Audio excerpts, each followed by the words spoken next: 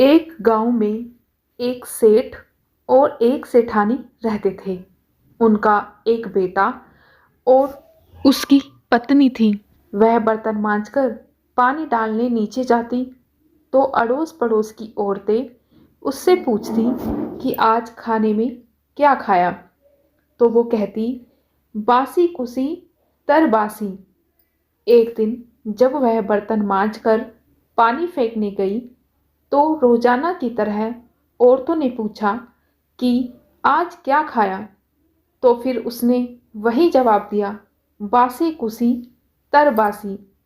उस दिन सेठ के बेटे ने नीचे उतरते हुए उसकी यह बात सुन ली और अपने मन में सोचने लगा कि अभी तो यह ताज़ा भोजन करके आई है, फिर भी इसने दूसरों को बासी कुसी क्यों बताया।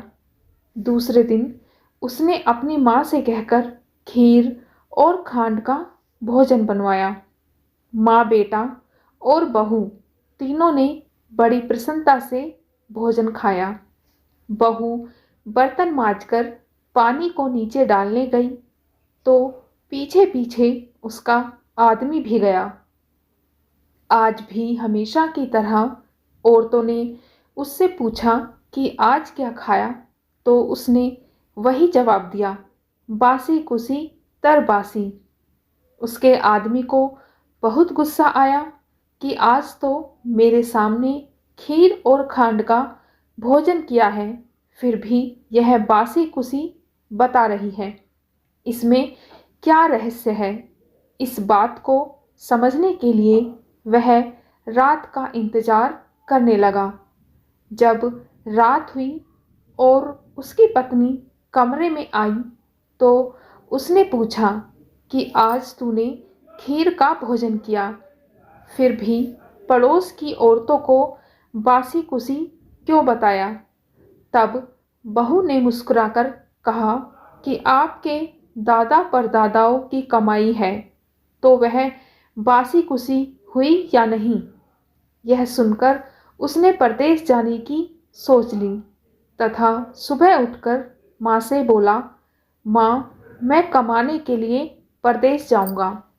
माँ ने कहा, अपने पास बहुत धन है, तो फिर तुम्हें परदेश जाने की क्या आवश्यकता है।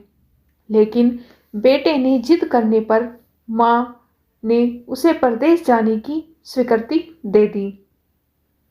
लड़का कमाने के लिए परदेश चला गया।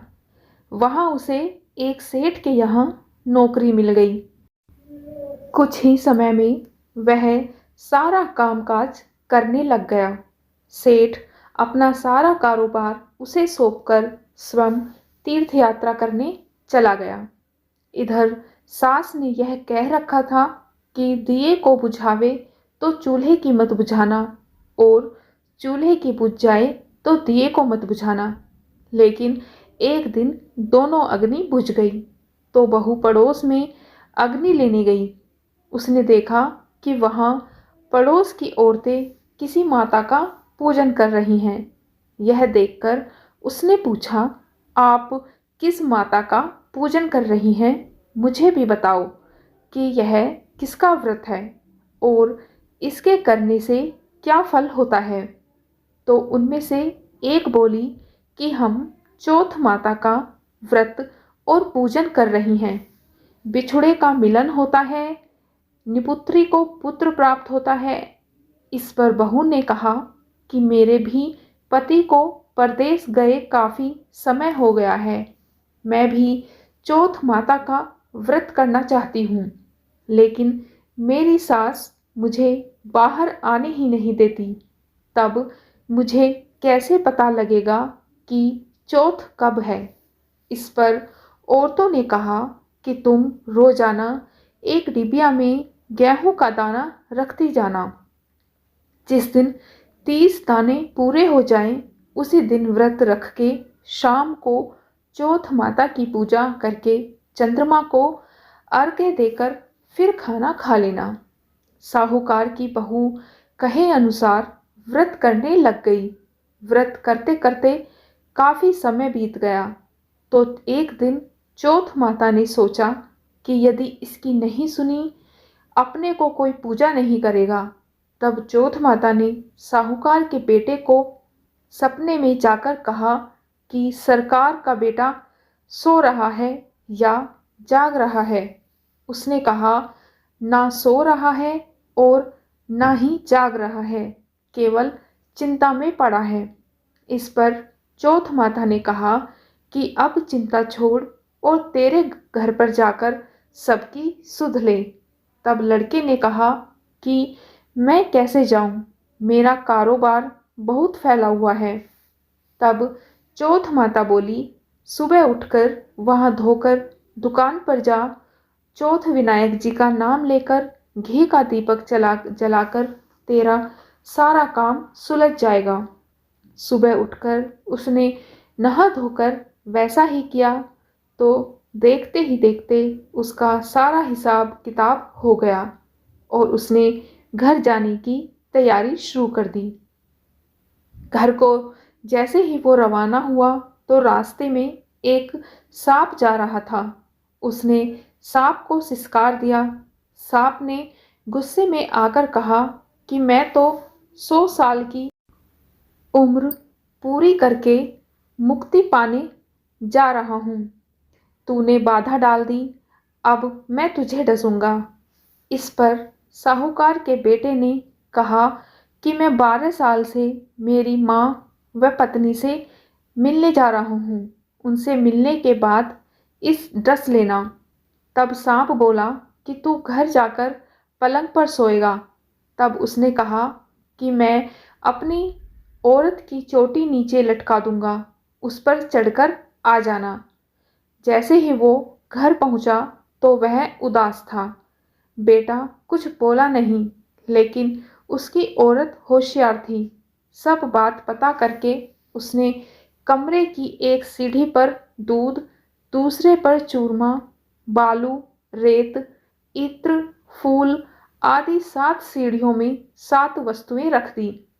आधी रात को फुफकारता हुआ सांप आया और सभी वस्तुओं का आनंद लेकर खुश हुआ, लेकिन वचनों से बंधा हुआ था, सो डसना तो था। चौथ विनायक जी ने सोचा कि इसकी रक्षा नहीं की तो कलयुग में अपने को कोई नहीं पूजेगा। चौथ माता तलवार बनी, विनायक जी ढाल बने और जैसे ही सांप डसने लगा तो उन्होंने उसे मार दिया।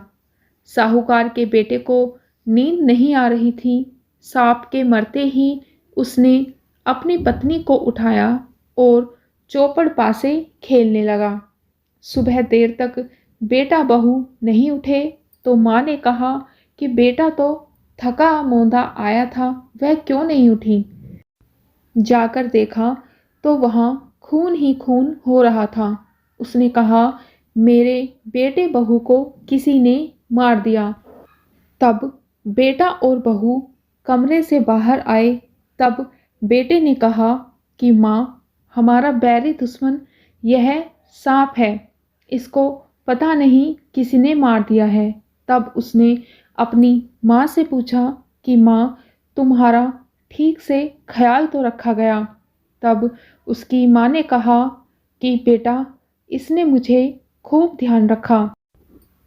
तब बहू ने कहा कि महीने में 1 हाथ का खाना वह पानी वाली को देती, दूसरी बार का गाय के बछड़े को खिलाती, तीसरी बार का उटियाना में गाड़ देती व चौथी बार का पूजा करके चंद्रमा देखकर फिर खाती थी।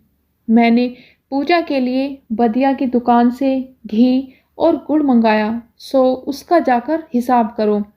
सास ने पानी वाली से पूछा तो उसने कहा कि महीने में 1 दिन मुझे देवी थी। बछड़े से पूछा तो उसके मुंह से फैफ के फूल गिरे। उटियाना खोदा तो रोटी के सोने के चक्के मिले। बनिए से पूछा तो उसने भी कहा कि महीने में 1 बार मेरे से घी गुड़ मंगवाती थी।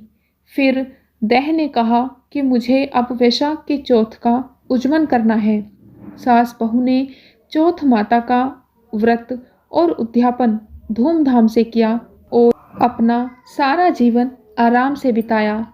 हे चौथ माता, जैसा आप उन सब पर प्रसन्न हुई, वैसी सब पर प्रसन्न होना और सभी की मनोकामना पूरी करना।